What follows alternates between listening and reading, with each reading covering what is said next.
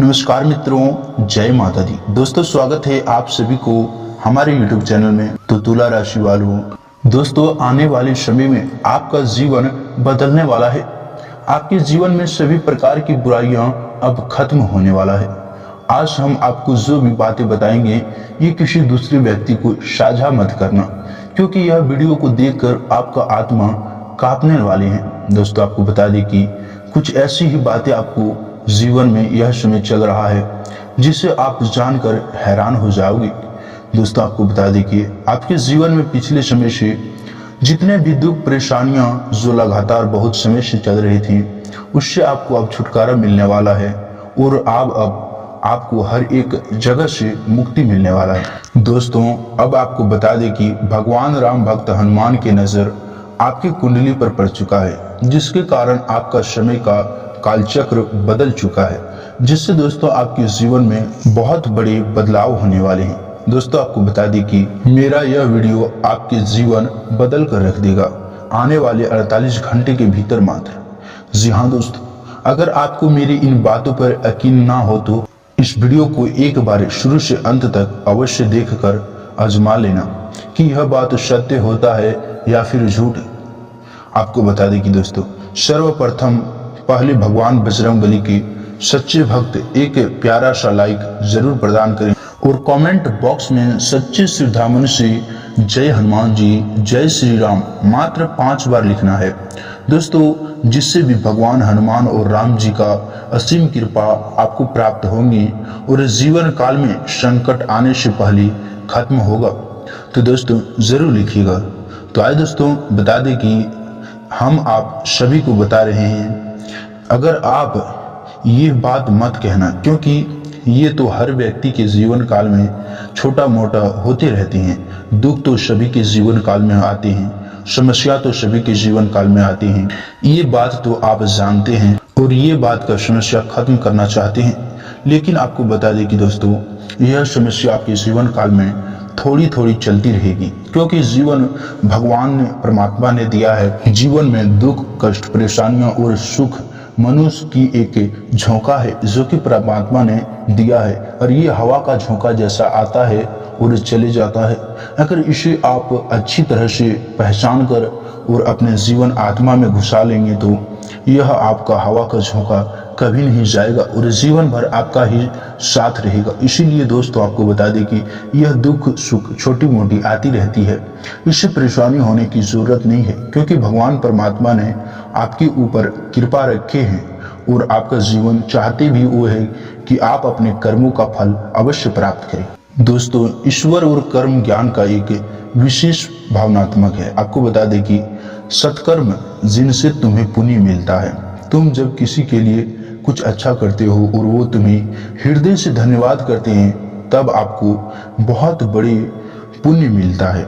यह सत्कर्म है। दूसरी तरफ के ऐसे कर्म जिनसे तुम्हें पाप मिलता है, तुम किसी के साथ कुछ करते हो, उन्हें दुख दुर्घटना और परेशानी होती है, तब तुम पाप की भागीदार होती हो। इसीलिए दोस्तों आप दूसरे के जीवन में गलत कार्य नहीं करना चाहिए। मिश्रित फल वाले कर्म मिश्रित फल देते हैं। ऐसे कुछ कर्म जिनका फल पाप और पुण्य दोनों का मिश्रण होता है, ऐसे कर्म जो तटस्थ परिणाम देते हैं, जो पाप और पुण्य दोनों ही नहीं देते हैं। जैसे तुम सुबह सौर करने जाओ, उससे ना आपको पाप होगा ना ही पुण्य होगा, वह कर्म मात्र है और कर्म ही किया है आपने। तुम किसी के कमरे की सफाई कर रहे हो, इसका भी कोई पाप और पुण्य नहीं है, क्योंकि दोस्तों परंतु यही कर्म तुम यदि किसी की सहायता के लिए करो, तब उससे आपको पुण्य प्राप्त होगा।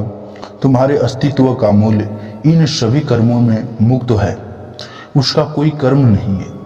ईश्वर से जो भी आता है उससे कोई भी कर्म नहीं जुड़ता है। ईश्वर के लिए कुछ भी अच्छा बुरा सही गलत कुछ भी नहीं होता है। ईश्वरीय चेतावनी कर्म फलों से भी मुक्त है।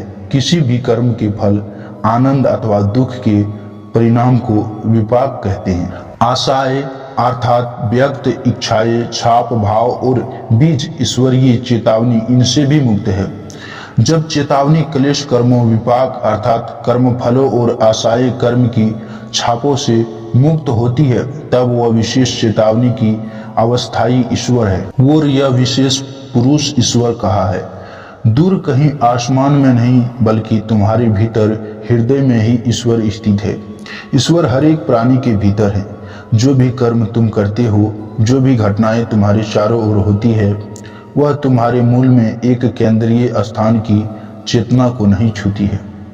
वह चेतना अछूती और शुद्ध है, जिससे कि जन्म एक अनुच्छेय कुमारी माँ के गर्भ में हुआ था। इसका अर्थ भी यही है कि ईश्वर का जन्म तुम्हारे भीतर जो पवित्र चेतावनी है, जिससे कुछ भी कर्म और घटनाएं नहीं छूती है, वहां से हुआ है।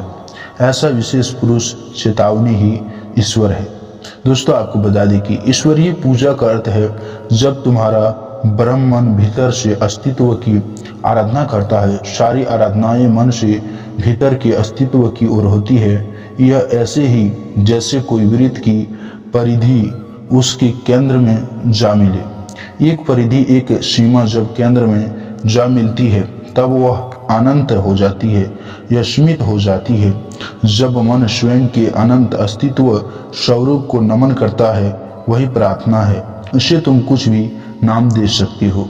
मेरे भगवान, मेरे ईश्वर, तुम किसी को भी कहीं भी कैसी भी प्रार्थना कर सकते हो और वह प्रार्थना मुझे और मुझ तक ही पहुंचाता है। कृष्णा कहते हैं, तुम किसी की भी प्रार्थना करो, सब मुझ तक ही आना चाहिए, क्योंकि मैं ही अस्तित्व का केंद्र हूँ। तुम किसी की भी आराधना करो, वह मन को घुलाने का कार्य मात्र मेरा है। जैसे एक मीठी गोली पानी में घुल जाती है, वह जैसे भी पानी में जाए इससे कुछ अंतर नहीं पड़ता है, उसे तो पानी में घुलना ही होता है। पूज्य भी इसी तरह अपने मन को अस्तित्व के साथ एकाकार करने का कार्य करता है। जब तुम उस चेतावनी पर ध्यान करते हो जो क्लेश कर्म, विपाक और आशाएं से मुक्त हैं, उसी क्षण मन घुलने लग जाता है।